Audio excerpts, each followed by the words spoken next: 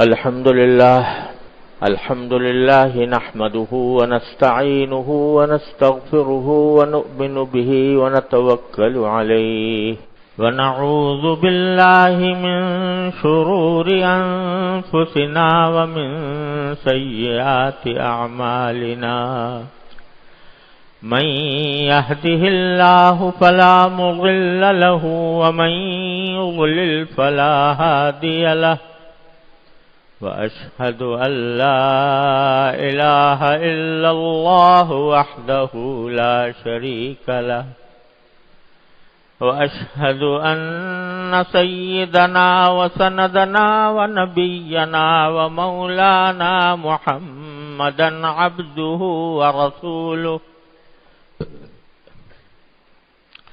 صلى الله تعالى عليه وعلى آله وأصحابه وبارك وسلم تسليما كثيرا اما بعد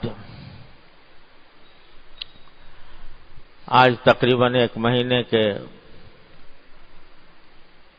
فاصلے کے بعد آپ حضرات سے اس اتوار کی مجلس میں ملاقات کا موقع مل رہا ہے۔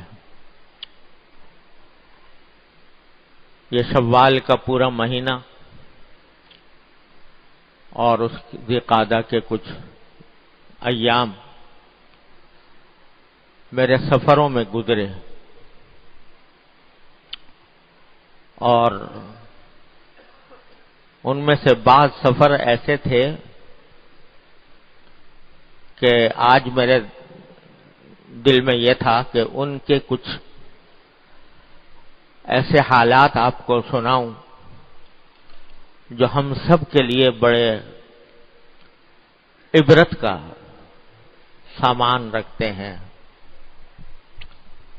اور امید ہے کہ ان سے ایمان کو انشاءاللہ تازگی اور جلا ملے گی۔ ایسے ایسے مناظر اللہ تبارک و تعالیٰ نے دکھائے جو ہم سب کے لیے ایک عظیم عبرت کا سامان ہے۔ انشاءاللہ وہ اللہ نے توفیق دی اور وقت ملا تو ابھی عرض کروں گا، لیکن اس سے پہلے خیال آیا کہ ابھی ہم نے آیت کریمہ کا ختم کیا، لا الہ الا انت سبحانک انی کنت من الظالمین، اور یہ ہمارے بزرگوں کا ایک طریقہ چلا آیا ہے کہ جب کسی مسلمانوں پر کوئی اجتماعی قسم کی مشکل آتی ہے یا خطرات درپیش ہوتے ہیں تو گھروں میں بھی پہلے 1.25 لاکھ آیت کریمہ کا ختم کیا جاتا تھا۔ میں بچہ تھا چھوٹا سا، تو میرے بچپن میں یاد ہے کہ جب پاکستان بننے والا تھا اور مسلمانوں کے اوپر ظلم و ستم کے پہاڑ توڑے جا رہے تھے، تو اس وقت ہمارے گھروں میں ہر گھر میں آیت کریمہ کا ختم ہوتا تھا، اور آیت کریمہ کے ختم کے بعد دعا ہوتی تھی۔ ہمارے محلہ تھا دیوبند میں، اس کے ہر گھر میں آیت کریمہ کا ختم ہوا کرتا تھا۔ کہا جاتا ہے، بزرگوں کا تجربہ ہے کہ 1.25 لاکھ مرتبہ آیت کریمہ پڑھ لی جائے تو اللہ تعالیٰ آنے والی مصیبتوں کو ٹال دیتے ہیں۔ یہ تجربہ ہے۔ لیکن اس آیت کریمہ کی تھوڑی سی تفصیل سمجھانے کو دل چاہ رہا ہے۔ یہ آیت کریمہ کس سیاق میں، کس حالت میں نازل ہوئی تھی؟ قرآن کریم میں اس کا ذکر آیا ہے، یہ آیت ہے قرآن کریم کی، اور واقعہ یہ بیان ہوا ہے کہ آپ سب حضرات جانتے ہیں کہ حضرت یونس علیہ السلام کو اللہ تعالیٰ کی مشیت سے مچھلی نے نگل لیا تھا، اور وہ مچھلی کے پیٹ میں 3 دن انہوں نے گزارے. مچھلی کے پیٹ میں آپ اندازہ کریں کہ کوئی بڑی مچھلی ہوگی جیسی ویل مچھلی ہوتی ہے. اللہ تبارک و تعالیٰ کی طرف سے اپنے نیک بندوں کی آزمائشیں بھی ان کی شان کے مطابق ہوتی ہیں. تو یہ کوئی معمولی آزمائش نہیں تھی کہ سمندر کے اندر ڈال دیا گیا اور وہاں سے مچھلی نے نگل لیا. 3 دن اس میں رہے. اب آدمی اگر مچھلی کے پیٹ میں چلا جائے تو اس کا ایک ایک لمحہ قیامت ہوگا. ایک ایک لمحہ کے اوپر کیا گزرے گی اس کے اوپر. تو اس وقت قرآن کریم کہتا ہے کہ فنادا فی الظلمات، وہ جو مچھلی کے پیٹ میں جو اندھیرے تھے، اندھیریاں تھیں، ان اندھیریوں میں حضرت یونس علیہ السلام نے پکارا لا الہ الا انت سبحانک انی کنت من الظالمین. کیا مانا کہ آپ کے سوا کوئی معبود نہیں، کوئی خدا نہیں. سبحانک، آپ کی ذات ہر قسم کے شرک سے پاک ہے.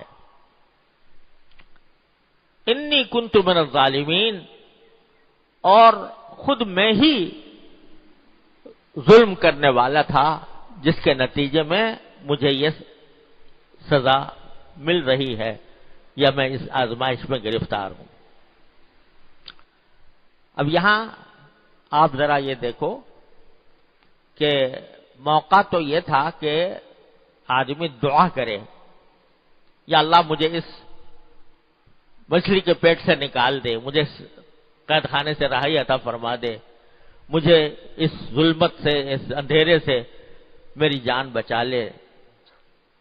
لیکن حضرت یونس علیہ السلام نے براہ راست کوئی دعا اس قسم کی نہیں کی. بس کیا کہا لا الہ الا انت، اے اللہ آپ کے سوا کوئی معبود نہیں. یہ ایک عجیب جملہ ہے. اس میں در حقیقت سب کچھ پنہاں ہے. لا الہ الا انت کے معنی یہ ہے کہ اس کائنات میں جو کچھ ہو رہا ہے، جو کوئی واقعہ پیدا وجود میں آتا ہے، ظہور میں آتا ہے، اے اللہ وہ آپ ہی کی مشیت سے آتا ہے.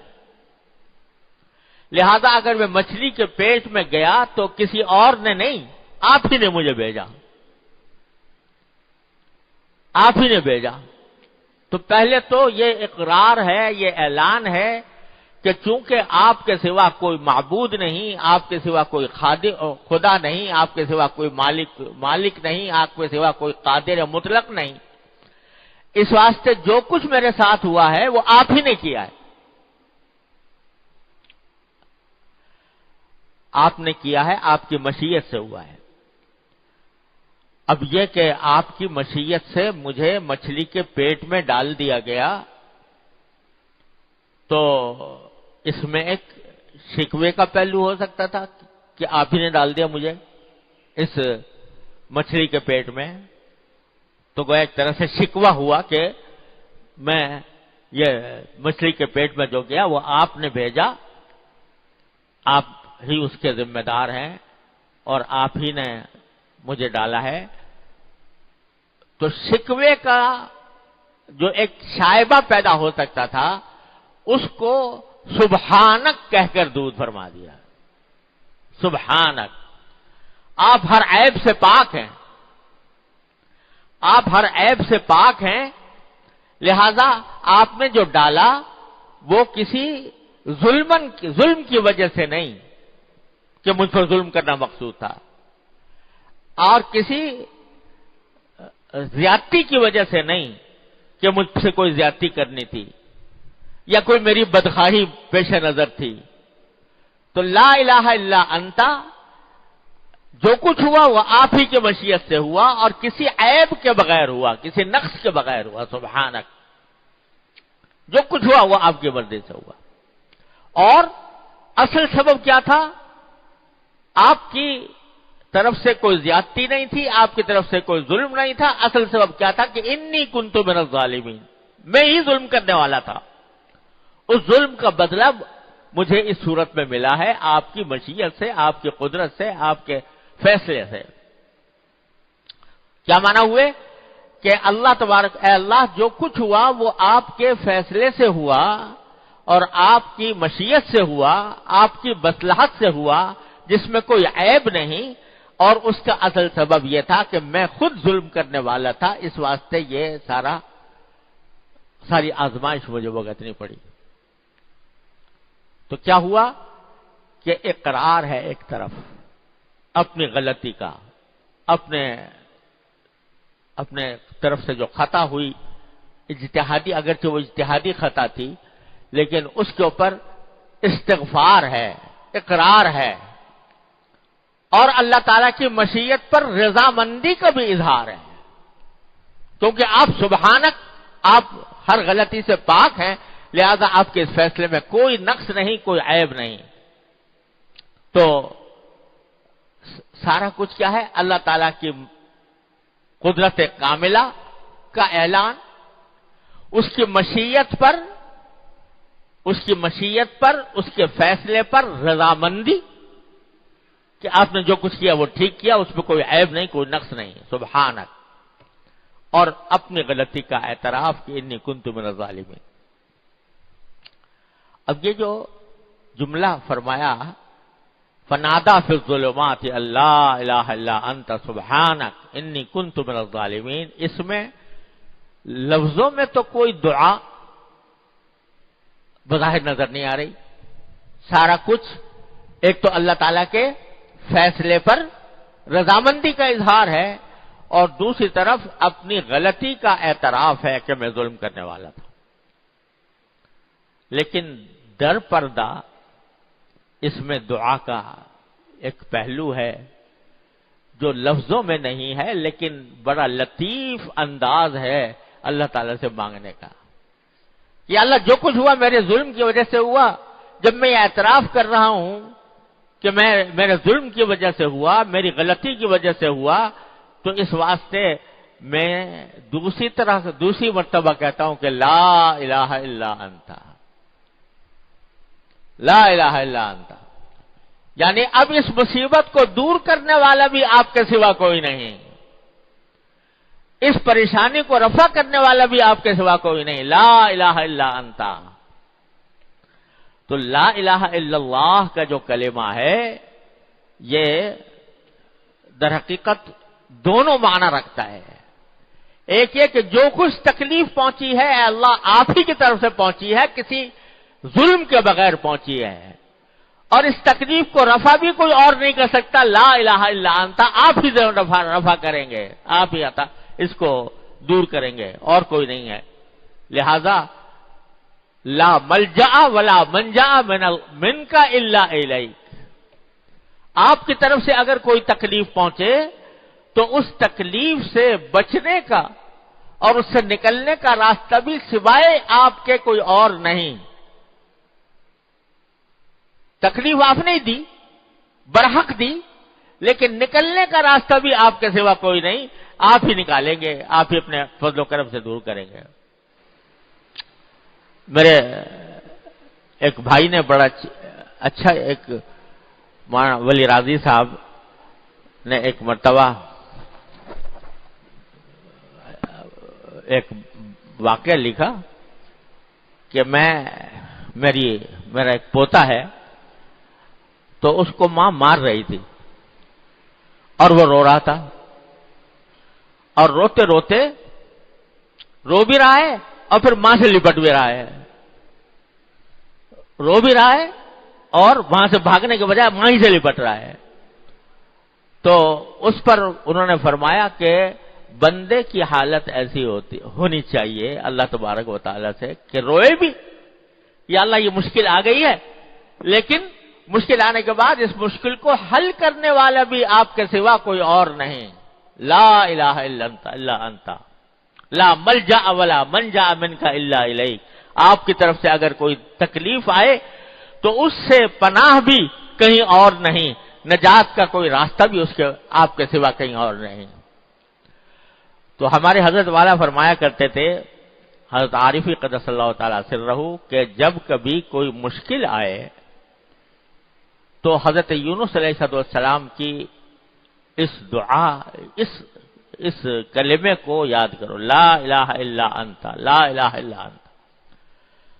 ایک مرتبہ کہو لا الہ الا انت، یہ کہہ کر کہ یا اللہ جو کچھ بھی آئی ہے مصیبت وہ آپ ہی کی طرف سے آئی ہے، لیکن وہ آئی ہے میری غلطی کی وجہ سے۔ اور دوسری مرتبہ کہو لا الہ الا انت، کہ اس مصیبت کو دور کرنے والا بھی آپ کے سوا کوئی اور نہیں۔ تو دونوں ایک مرتبہ اس تصور کے ساتھ کہو، دوسری مرتبہ اس تصور کے ساتھ کہو۔ پر ہمارے حضرت والا تو شاعر بھی تھے، تو غالب کا شعر سنایا کرتے تھے۔ غالب کا ایک شعر ہے کہ کون ہوتا ہے حریف میں مردفگن عشق، کون ہوتا ہے حریف میں افغان عشق، ہے مقرر لب ساقی پہ سلا میرے بعد۔ یعنی وہ تو یہ کہہ رہا ہے کہ وہ شاعروں کی زبان ہے کہ میخانے میں ساقی جو ہوتا ہے جو پلاتا ہے، تو میں جب سے چلا گیا ہوں میخانے سے تو وہی آواز لگاتا پھر رہا ہے کہ کون ہوتا ہے حریف میں مرد افغان عشق، اب عشق کی شراب کو حاصل کرنے والا کون ہوگا؟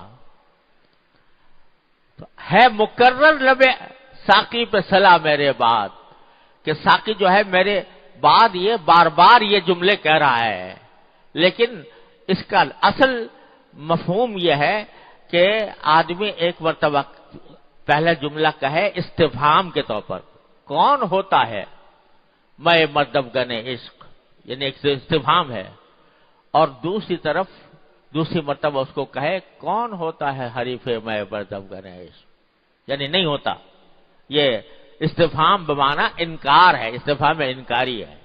ایک مرتبہ استفہام حقیقی اور ایک مرتبہ استفہام انکاری، تو ہے مقرر لب ساقی بسلا میرے بعد۔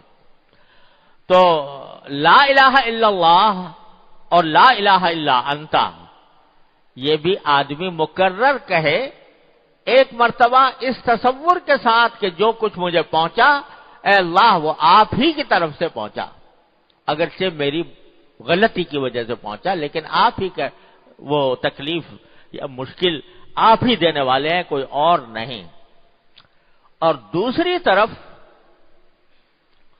طرف دوبارہ کہے لا الہ الا انت، یعنی اس مصیبت کو دور کرنے والا بھی آپ کے سوا کوئی اور نہیں، لہذا اپنے فضل و کرم سے یہ مجھ سے دور فرما دیجئے۔ اب ہوا کیا کہ مچھلی کے پیٹ میں گئے، اللہ تعالیٰ کو پکارا، لا الہ الا انت سبحانک انی کنت من الظالمین۔ اب ایک صورت تو یہ تھی کہ جو ہی پکارا تو فوراً اللہ میاں اس کا انتظام کر دیتے کہ بھئی چلو نکالو ان کو مچھلی کے پیٹ سے نکال دو، جو ہی پکارا فوراً نکال دیتے۔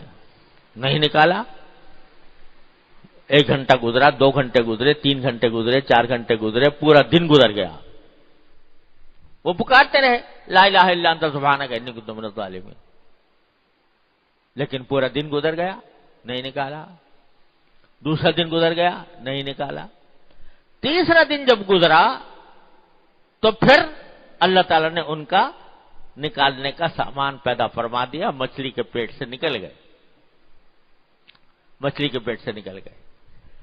کیا مانا ہوئے کہ جب دعا مانگو اپنے پروردگار سے اور اس کی الوہیت کا اقرار کرو، اس کی مشیت پر رضامندی کا اظہار کرو، اور اس سے کسی مصیبت سے چھٹکارے کی دعا کرو، تو ضروری نہیں کہ جو ہی تم نے دعا کی اور فوراً وہ کام ہو گیا۔ اللہ میاں کسی کے محکوم نہیں ہے، دعا دعا ہے، یہ کوئی حکم نہیں ہے کہ ادھر دعا کی اور ادھر فوراً منظور ہو گئی اور فوراً وہ کام ہو گیا جو تم کہہ رہے ہو۔ حضرت یونس علیہ السلام کو کتنے عرصے رکھا؟ 3 دن۔ 3 دن جیل میں گزار لینا آسان ہے، لیکن مچھلی کے پیٹ میں گزارنا، کیا قیامت ان کے اوپر گزری ہوگی 3 دنوں کے اندر۔ لیکن فوراً کے بجائے 3 دن انتظار فرمایا، اس کے بعد نکالا۔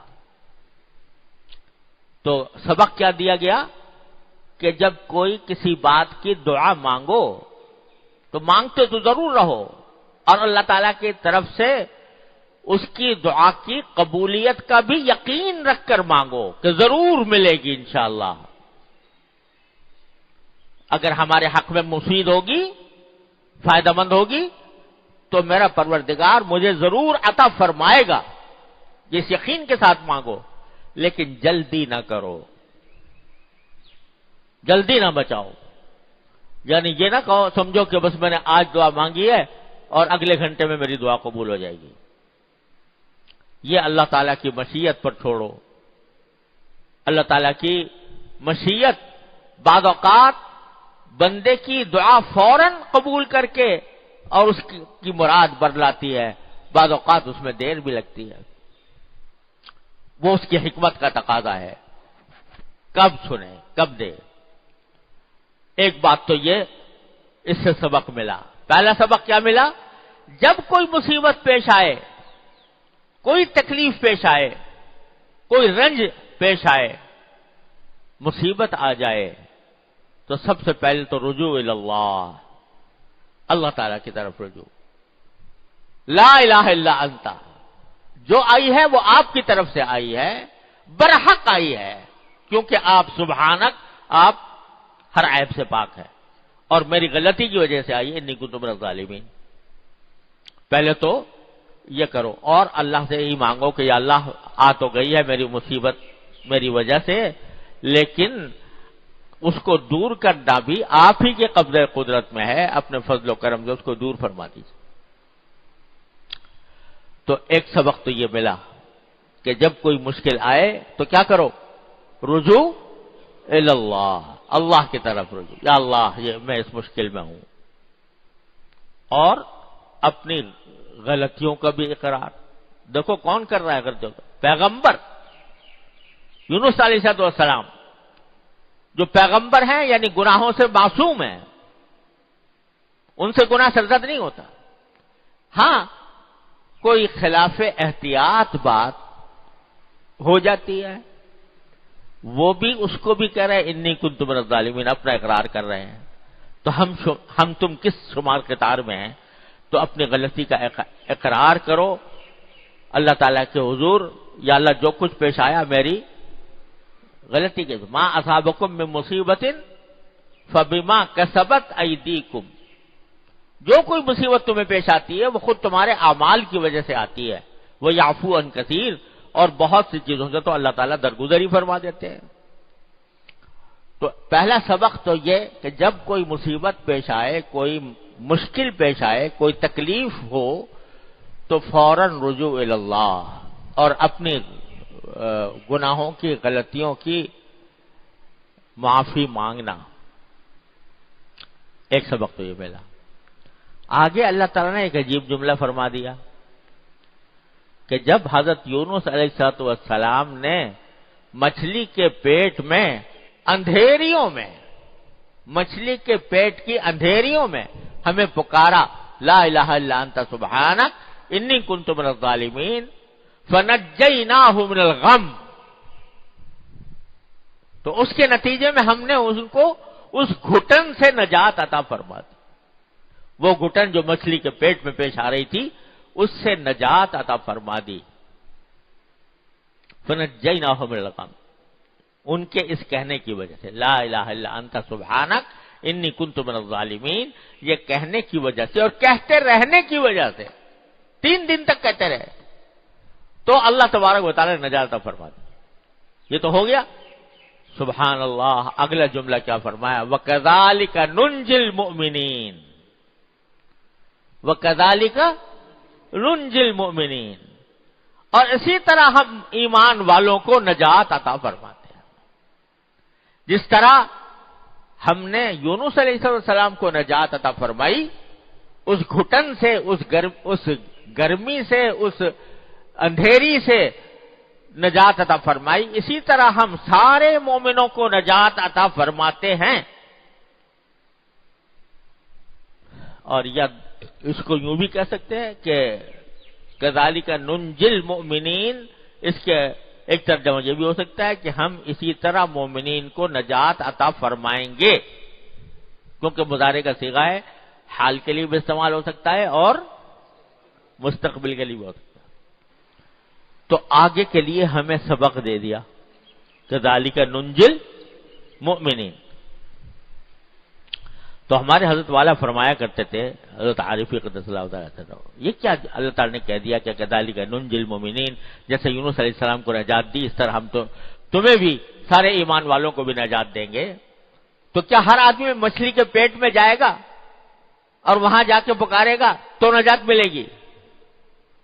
وہ مچھلی میں کے پیٹ میں جانے کا واقعہ تو ایک ہو گیا، حضرت یونس علیہ السلام کے ساتھ ہو گیا، پھر سارے مومنوں کے لیے فرمایا جا رہا ہے کہ ان کو نجات دیں گے۔ کیا مانا؟ کہ جب کبھی تم ظلمات میں گر جاؤ، اندھیریوں میں گر جاؤ، اندھیروں میں گر جاؤ، تو وہی کام کرو جو یونس علیہ السلام نے مچھلی کی پیٹ کی اندھیروں میں کیا تھا۔ کیا کرو؟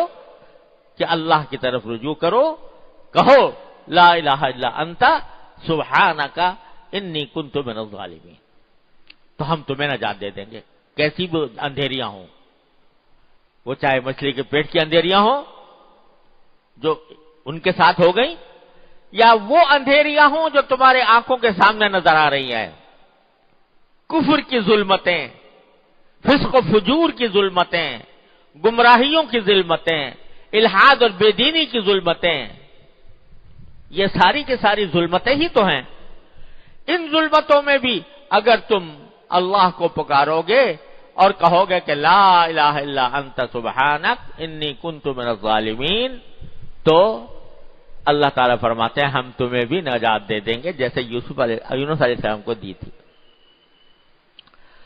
تو حضرت والا فرمایا کرتے تھے، بڑے کام کی بات، اللہ تعالیٰ ہم سب کو عمل کی توفیق عطا فرمائے، کہ آج بعض اوقات ہمارے دلوں میں یہ وسوسہ پیدا ہوتا ہے یا خیال پیدا ہوتا ہے کہ اللہ میاں آپ نے ہمیں ایک ایسے زمانے میں پیدا فرمایا جو چاروں طرف فسق و فجور سے بھرا ہوا ہے، جو بے دینی سے بھرا ہوا ہے، آنکھوں کو پناہ نہیں ملتی، کانوں کو پناہ نہیں ملتی، ہر طرف فسق و فجور کا دور دورہ ہے، ایسے مناظر نگاہوں کے سامنے آتے ہیں کہ نگاہوں کو ان سے بچانا مشکل ہو جاتا ہے، لوگ غفلت میں مبتلا ہیں، دین سے غفلت میں مبتلا ہے، مسجدوں کی طرف رجوع کم ہے، نماز پڑھنے والے کم ہیں، اللہ کو یاد کرنے والے کم ہیں۔ تو اللہ میاں اس ماحول کے اندر آپ نے ہمیں اس اندھیرے ماحول میں ہمیں پیدا فرمایا، تو اگر کبھی ہمیں صحابہ کرام کے زمانے میں پیدا کیا ہوتا، صحابہ کرام کے زمانے میں تو وہاں نیکی کا ماحول تھا، آخرت کی فکر کا ماحول تھا، اتباع سنت کا ماحول تھا، ہم بھی وہی ماحول اختیار کر لیتے۔ آپ نے تو ہمیں ایسے ماحول میں پیدا کیا جو سراسر سنت کے خلاف تھا، جو شریعت کے خلاف تھا، گناہوں پر مشتمل تھا، فسق و فجور تھا، اللہ بچائے۔ تو اس سب میں ہمیں پیدا کیا، تو اب ہم سے آپ ہمیں کیوں سزا دیتے ہیں، کیوں عذاب دیتے ہیں؟ اگر اللہ میاں سے یہ بات کہی جائے بلکہ حضرت فرمایا کرتے ہیں ذرا تصور کرو کہ میدان حشر قائم ہے اور اللہ تعالیٰ کے سامنے پیشی ہو رہی ہے، تم سے سوال کیا جا رہا ہے کہ تم نے اپنی نگاہوں کو غلط کیوں استعمال کیا تھا،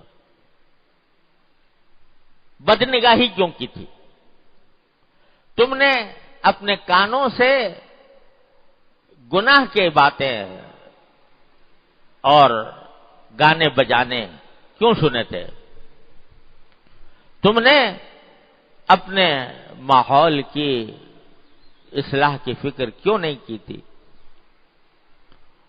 تو تم نے یہ جواب دے دیا جو میں نے ابھی کہا کہ اللہ میاں آپ نے اگر صحابہ کے زمانے میں پیدا کیا ہوتا تو ہم سب کچھ کرتے، لیکن آپ نے تو آخری دور میں پیدا کیا جو چاروں طرف گناہوں سے بھڑکا ہوا ہے، اندھیریاں ہی اندھیریاں پھیلی ہوئی۔ اس پر اللہ تبارک و تعالی اگر یہ فرمائے کہ کیا میں ان اندھیریوں کو دور کرنے پر قادر نہیں تھا، مجھ سے مانگا کیوں نہیں، مجھ سے مانگا کیوں نہیں کہ اللہ یہ ساری اندھیریاں پھیلی ہوئی ہیں، اور میں نے کہہ دیا تھا کہ کذالک ننجی المؤمنین، جب کبھی اندھیریوں کے اندر تم پھنس جاؤ تو مجھے پکارو، کہو لا الہ الا انت سبحانک انی کنت من الظالمین۔ تو میں نے تم کو یہ صاف صاف اعلان کر دیا تھا کہ جب کبھی اندھیریوں میں گھیرو مجھے پکارو۔ تو اگر تم مجھ سے یہ کہتے اپنی زندگی میں کہ یا اللہ میرا ماحول بڑا خراب ہے، میں اس ماحول سے متاثر ہو رہا ہوں، مغلوب ہو رہا ہوں، میں گناہوں کی طرف میری رغبت بڑھ رہی ہے اور میں فساد والے ماحول میں گھر گیا ہوں، اے اللہ مجھے نکال لے اس سے، لا الہ الا انت سبحانک انی کنت من الظالمین، مجھے اس اندھیری سے نکال لے۔ یہ کیوں نہیں کہا؟ تو بتاؤ اس وقت کیا جواب ہوگا؟ لہذا ہمارے حضرت فرمایا کرتے تھے، اللہ تعالیٰ ان کے درجات بلند فرمائے، کہ یہ کام اگر ہر مومن روزانہ کر لے، کیا کر لے؟ کہ روزانہ اپنے پروردگار کے حضور حاضر ہو کر یہ فریاد پیش کرے کہ یا اللہ میں ایسے ظلمتوں والے ماحول میں گھرا ہوا ہوں، چاروں طرف ہمارے فسق و فجور کا بازار گرم ہے، چاروں طرف آگ بھڑکی ہوئی ہے، گناہوں کی آگ بھڑکی ہوئی ہے، ہماری آنکھوں کو پناہ نہیں ملتی، کانوں کو پناہ نہیں ملتی، ہر طرف گناہوں کا دور دورہ ہے، اے اللہ میں اس میں مجبور ہو رہا ہوں، اپنے رحمت سے مجھے اس دلدل سے نکال لے، اس اندھیروں کی اس دلدل سے نکال لے۔ روز یہ دعا مانگو اللہ تعالیٰ سے، صبح کو بھی مانگو، شام کو بھی مانگو۔ حضرت فرماتے تھے کہ صبح کو جب فجر کی نماز پڑھ کے فارغ ہو تو جو ادعیہ معصورہ ہیں اور جو اذکار معصورہ ہیں وہ کرنے کے بعد ایک مرتبہ کہو کہ ان صلاتی و نسکی و محیای و مماتی للہ رب العالمین، یہ کہہ لو اللہ جو آج میں کام کروں گا وہ چاہے نماز ہو، چاہے عبادت ہو، چاہے میری زندگی کے کام ہو، چاہے میرے موت کے کام ہو، سب اللہ آپ کے لیے ہوں گے، رب العالمین کے لیے۔ اور پھر اسی وقت مانگ بھی لو دعا، یا اللہ میں کہہ تو رہا ہوں ان صلاتی و نسکی و محیای و مماتی للہ رب العالمین، لیکن میں خود سے اس پر عمل کرنے پر قدرت نہیں رکھتا جب تک کہ آپ کی توفیق شامل نہ ہو، لہذا کہہ دو یا اللہ مجھے اس کے اوپر عمل کی توفیق بھی عطا فرما۔ یا اللہ آج کی زندگی میں جب باہر نکلوں گا، زندگی کا کارزار میں داخل ہوں گا، زندگی کے معرکے میں داخل ہوں گا، تو وہاں نہ جانے کیا حالات پیش آئیں، کہاں میں بھٹک جاؤں، کہاں میں بہک جاؤں، تو اے اللہ اپنے رحمت سے مجھے، اپنے فضل و کرم سے مجھے نجات عطا فرمائیے گا ان اندھیریوں سے۔ صبح کو یہ دعا مانگ لو روزانہ۔ ابھی میں نے کہا نا کوئی یہ سمجھو کہ میں نے آج یہ دعا کی تھی اور آج ہی ایک دن میں انقلاب آ جائے، ایسا اللہ تعالی کی مشیت ہوتی ہے، اسی کے مطابق کام ہوتا ہے۔ 3 دن مانگی دعا مچھلی کے پیٹ میں، تب جا کے وہ باہر آئے۔ تو تم یہ سمجھو کہ آج میں نے ایک کام شروع کر دیا، بس فوراً میں بالکل متقی پرہیزگار بن جاؤں گا، یہ ضروری نہیں ہے۔ اللہ کی رحمت ہے، ہو سکتا ہے اللہ تعالیٰ ایک ہی لمحے میں زندگی بدل دے۔ بہت سے لوگوں کے لیے کے ساتھ ایسا بھی پیش آیا ہے کہ ایک ہی لمحے میں زندگی بدل گئی۔ لیکن مانگو اور مانگتے رہو، روز مانگو اللہ تعالیٰ سے، تو اللہ تبارک و تعالیٰ انشاءاللہ کچھ دن عمل کرو گے، 40 دن عمل کرو گے تو اللہ تبارک و تعالیٰ کی رحمت سے انشاءاللہ یہ دعا رد نہیں ہوگی، یہ دعا رد نہیں ہو سکتی۔ دیکھو اور دعائیں جو ہم مانگتے ہیں نا، جیسے یہ مانگتے ہیں کہ یا اللہ مجھے صحت دے دے، یہ دعا مانگتے ہیں یا اللہ مجھے مال دولت دے دے، یہ دعا مانگتے ہیں کہ میرا اچھا کاروبار ہو جائے، یہ دعا مانگتے ہیں کہ مجھے کوئی اچھا مکان مل جائے وغیرہ۔ تو ان سب دعاؤں میں یہ احتمال ہے کہ ہم تو مانگ رہے ہیں کہ اس کو، لیکن اللہ تعالیٰ ہی بہتر جانتے ہیں کہ یہ میرے لیے بہتر ہے کہ نہیں۔ میں مانگ رہا ہوں مجھے اچھا مکان دے دے، اللہ تعالیٰ ہی بہتر جانتے ہیں اس کو مکان ملے گا تو بہتر ہوگا، اس کے لیے نہیں ہوگا۔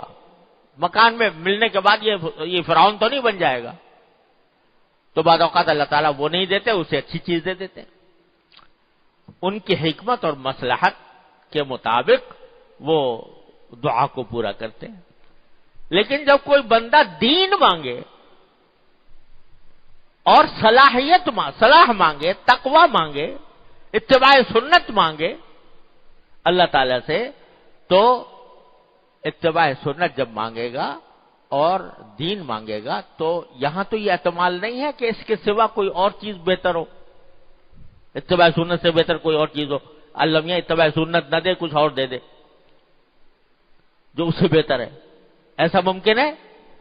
لہذا یہ دعا ضرور قبول ہوگی، ضرور قبول ہوگی، بشرطے کہ اخلاص کے ساتھ مانگو، واقعی مانگو، مانگنے کی طرح مانگو۔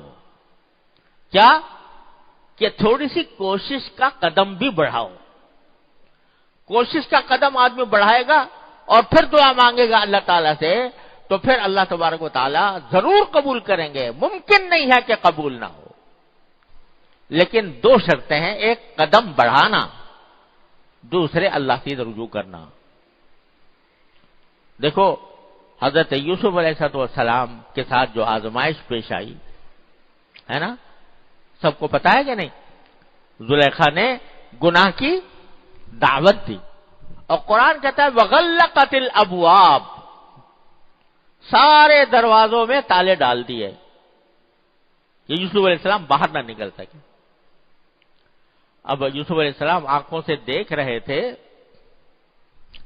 کہ دروازوں میں تالے پڑے ہوئے ہیں، آگے باہر نکلنے کا راستہ نہیں ہے، لیکن یہ سوچا کہ میرے بس میں اتنا ہے کہ میں یہاں سے بھاگ کر دروازے تک چلا جاؤں، یہ بس میں ہے، تو بھاگ پڑے۔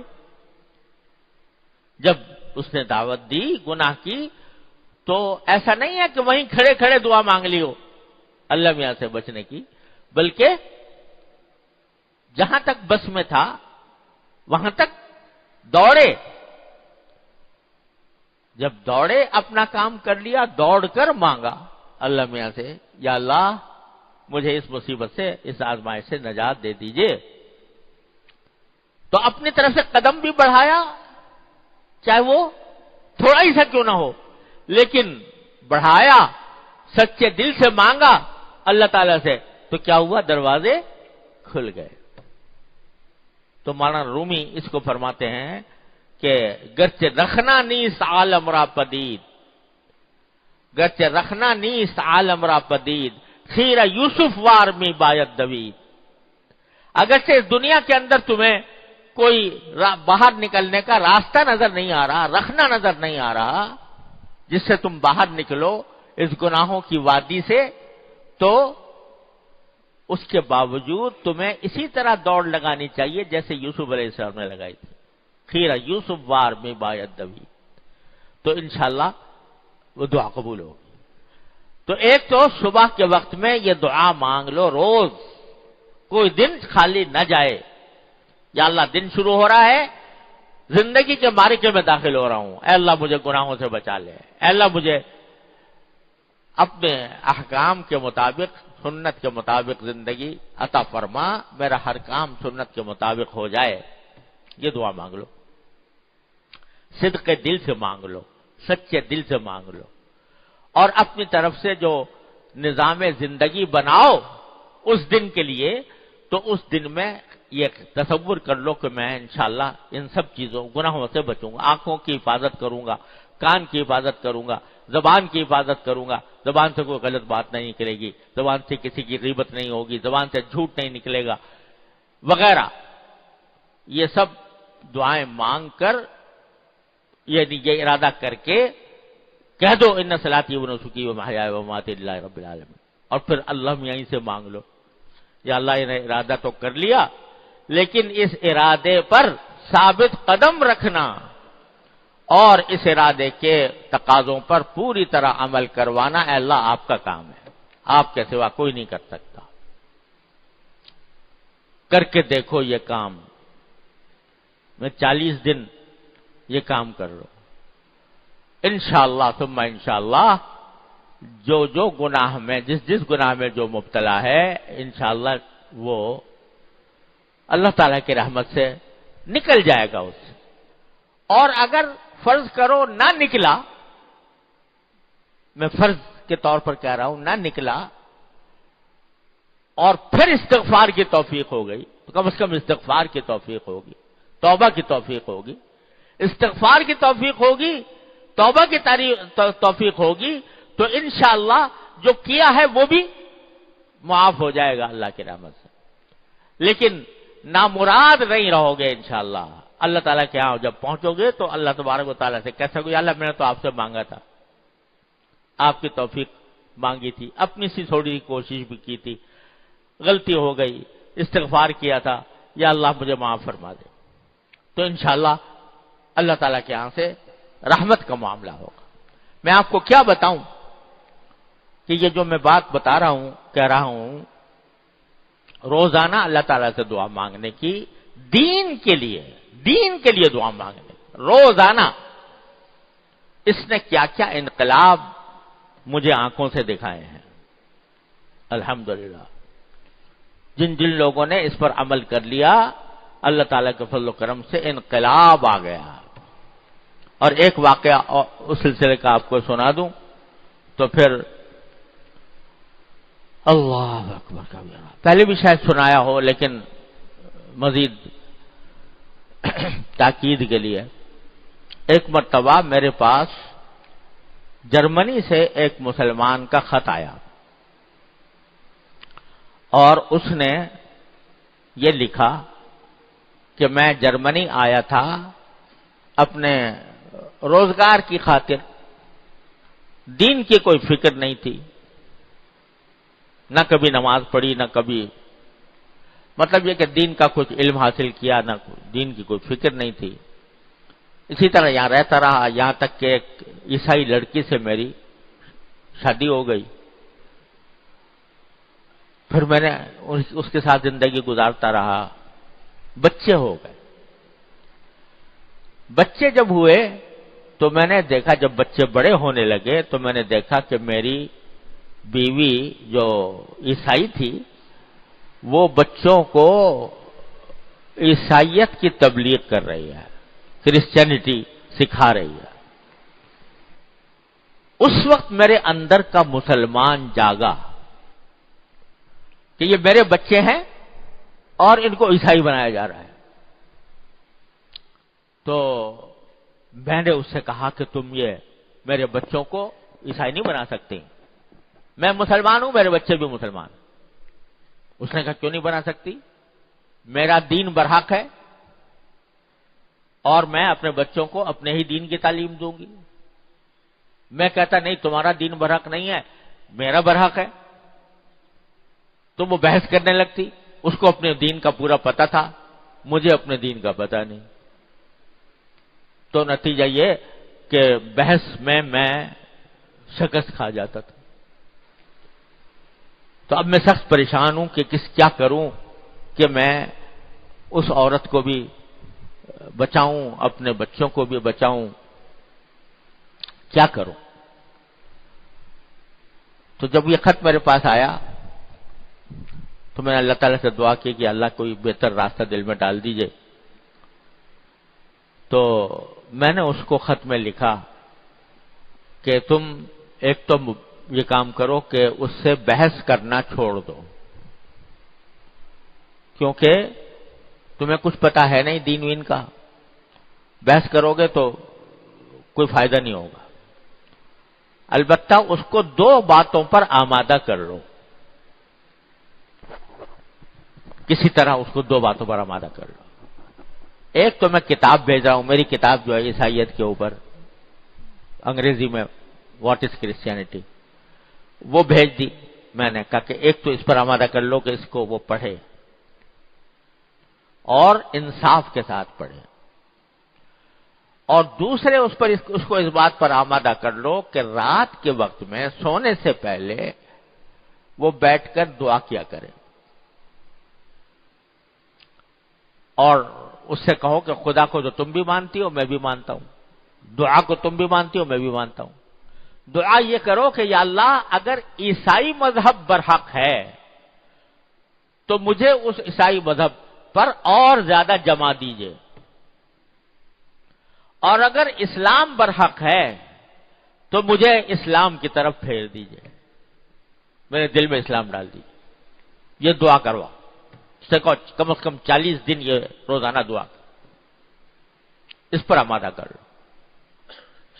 اگلی مرتبہ اس کا خط آیا تو اس نے لکھا کہ مولانا میں نے اللہ تعالیٰ کا شکر ہے آپ نے جو دونوں باتیں بتائی تھی اس پر میں نے اس کو آمادہ کر لیا ہے. وہ کتاب بھی پڑھ رہی ہے اور روزانہ یہ دعا بھی کرتی ہے، اور میں بھی اس کے ساتھ بیٹھ کے دعا کرتا ہوں.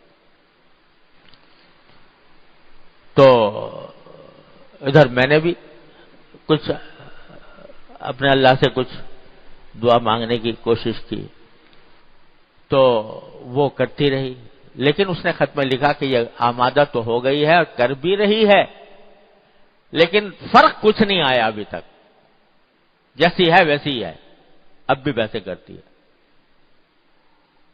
تو میں نے پھر اس کو لکھا، میں نے کہا تم آپ گھبرائیے نہیں، اس سے کہو یہ عمل جاری رکھے، چھوڑے نہیں.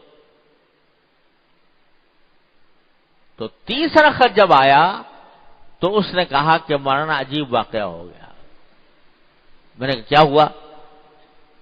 اس میں خط میں لکھا کہ واجب واقعہ یہ ہو گیا کہ میں وہ کسی کالج کی طالبہ تھی، وہاں پر کالج میں کوئی کام کرنے کے لیے گئی تھی، میں بھی اس کے ساتھ گیا تھا، واپس آ رہے تھے تو وہ گاڑی چلا رہی تھی. اچانک گاڑی چلاتے چلاتے اس نے گاڑی ایک کنارے پر روکی اور اسٹیئرنگ کے اوپر اپنا سر ڈال دیا.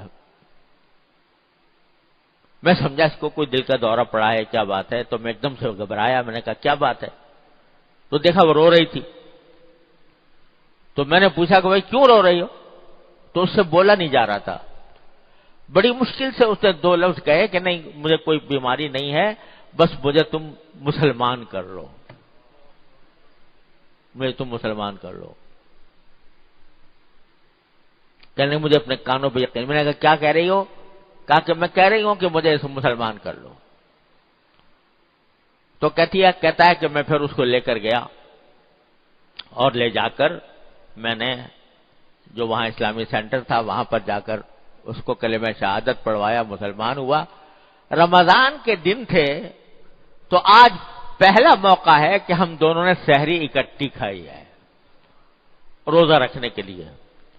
اور اس خط کے ساتھ اس عورت کا خط تھا میرے نام، جس میں اس نے مجھے لکھا تھا کہ میں آپ کی بہت زیادہ شکر گزار ہوں کہ اللہ تعالیٰ کہ آپ کے ذریعے اللہ تعالیٰ نے مجھے ہدایت عطا فرمائی اور مجھے اسلام قبول کرنے کی توفیق عطا فرمائی. اب آئندہ میں کیا کروں اور کس طریقے سے.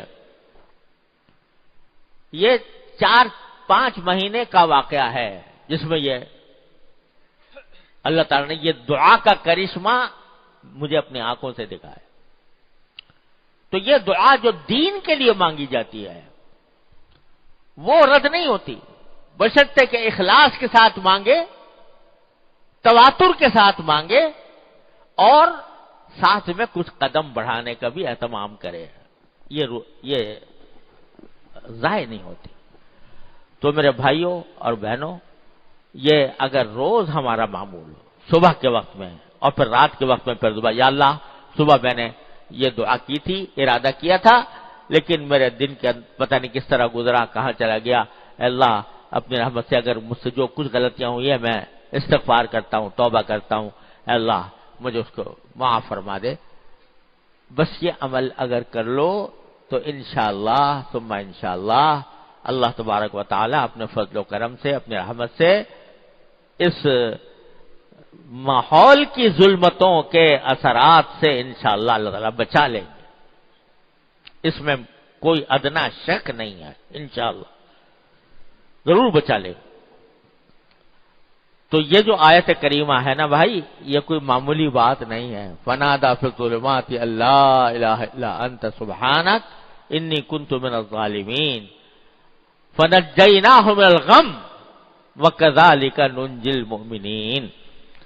تو اس کو اپنا شعار بنا لیں. اللہ تبارک و تعالیٰ اپنے رحمت سے توفیق عطا فرمائے. میں سوچ رہا تھا آج آپ کو اس سفر کے کچھ عبرت والے واقعات سناؤں جو واقعی میرے لیے بھی عبرت ہے، آپ کے لیے بھی عبرت ہے معاذ. لیکن اب وقت ختم ہو رہا ہے. اللہ تعالیٰ زندگی دی تو اگلی مجلس میں انشاءاللہ عرض کروں گا. وآخر دعوانا الحمدللہ رب العالمین. اللهم صل على سيدنا مولانا محمد وعلى ال سيدنا محمد كما صليت على ابراهيم وعلى ال ابراهيم انك حميد مجيد. ربنا ظلمنا انفسنا وان لم تغفر لنا وترحمنا لنكن من الخاسرين. ربنا آتنا في الدنيا حسنة وفي الآخرة حسنة وقنا عذاب النار. یا اللہ اپنے رحمت سے ہمارے تمام گناہوں کو معاف فرما. یا اللہ ہمارے اعمال و اخلاق کی اصلاح فرما. یا اللہ ہر طرح کے شر سے، فتنے سے ہماری حفاظت فرما. یا اللہ جو کچھ دعائیں ہم نے مانگی ہیں، یا اللہ آیت کریمہ پڑھنے کے بعد جو دعائیں مانگی ہیں، اللہ اپنے رحمت سے ان سب کو قبول فرما لے. یا اللہ ہمیں یا اللہ ظالم اور فاسق حکمرانوں سے بچا لیجئے. اچھے حکمران ہمیں عطا فرما دیجئے. یا اللہ اپنے رحمت سے اچھے حکمران عطا فرما دیجئے. یا اللہ اپنے رحمت سے، اپنے فضل و کرم سے ہمیں ماحول کی تاریکیوں سے نجات عطا فرما. اپنے دین کا، اپنے اتباع سنت کا نور ہمیں عطا فرما اور ہر طرح کے شر سے، فتنے سے، معصیتوں سے، منکرات سے ہماری حفاظت فرما. اللہم وفقنا لما تحب وترضى من القول والفعل والعمل والنیة والہدی انک علی کل شیء قدیر. وصلی اللہ تعالی علی خیر خلقہ سیدنا مولانا محمد وعلى آلہ واصحابہ اجمعین. آمین.